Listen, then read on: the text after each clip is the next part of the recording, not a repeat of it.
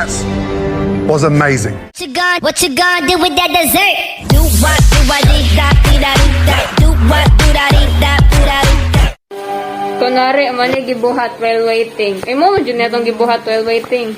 Katagad mo na lang i-drill kay nawala na sila. Yay! Mag-start na ta! May kay vlog friendly nung katawa.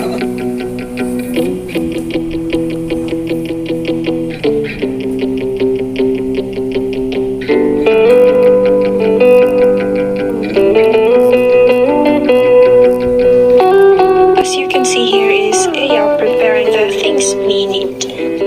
Wash hands before touching the ingredients. Tomability. No, people! Aya and Glenn are now preparing the Oreo or cream. We are now separating the vanilla filling from the cookies. When choosing an alternative, we suggest biscuits with thicker vanilla filling. Like crush, we will crush the Oreos after this. Get the fillings first. We will use this for our fillings so they're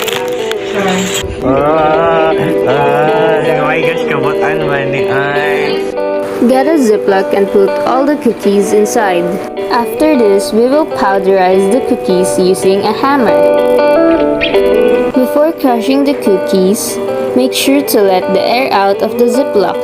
Seal it tight and it's now ready to get powdered. Now here is Johanna crushing the biscuits. You can lift the mighty hammer of Thor! Jar.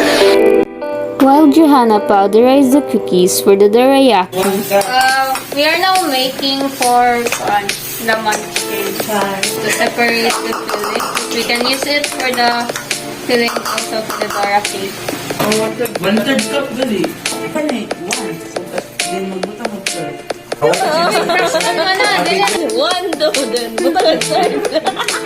Put the biscuits in the Ziploc and repeat what we did earlier.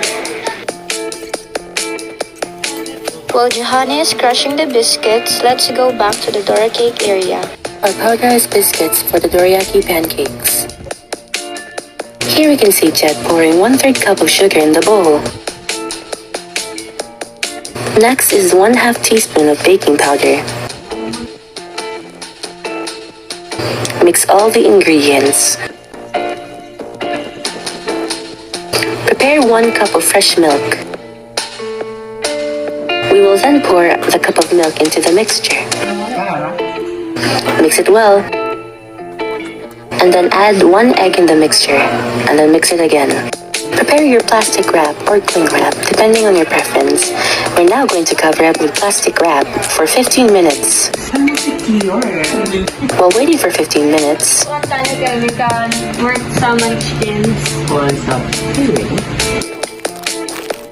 Prepare vanilla cream from the biscuits, condensed milk, and whipping cream. We will now make our filling. Pour the cream inside the bowl. Add 4 tablespoons of condensed milk.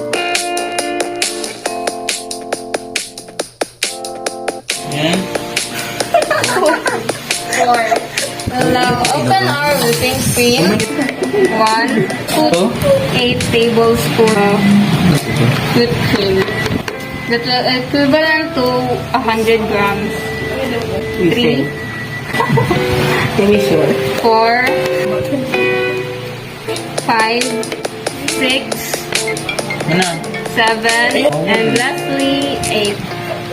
Mix it using a mixer or a wire whisk.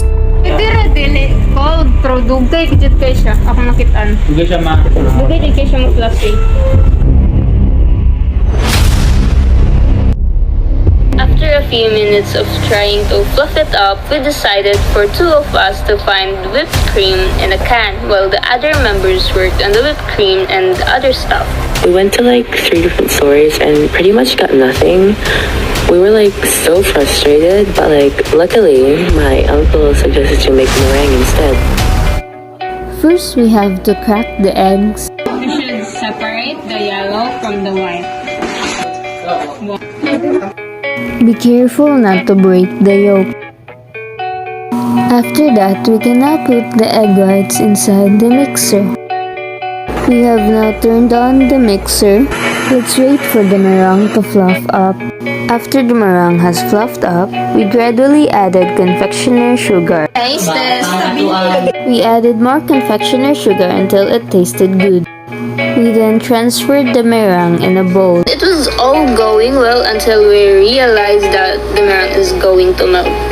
Oh yeah, we started doing some experiments. We tried combining the meringue and the cream mixture.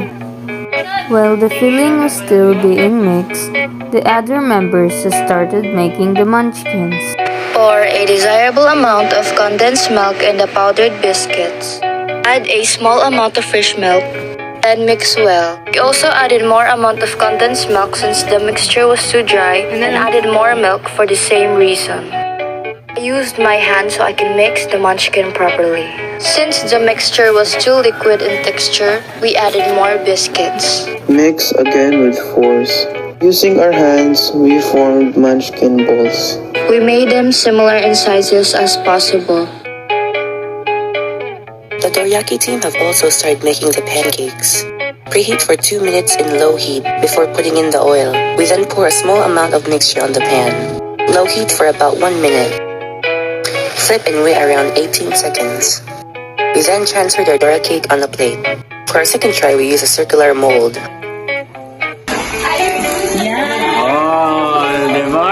We use a mold so the pancakes can have the same size. After a few minutes, we then cut out the pancakes from a shaper. Then just repeat the same process for the other pancakes. We also diced a mango for garnish. Back to the filling, we weren't able to film it since we didn't actually expected it to become a cream. But here is me mixing it moments before the experiment succeeded. We went to school, but Chanel, Adele, and Gwen was left behind since they were assigned to wash the dishes. After we arrived at school, we assembled our dorayaki, did our plating, presented our dish, and that's all.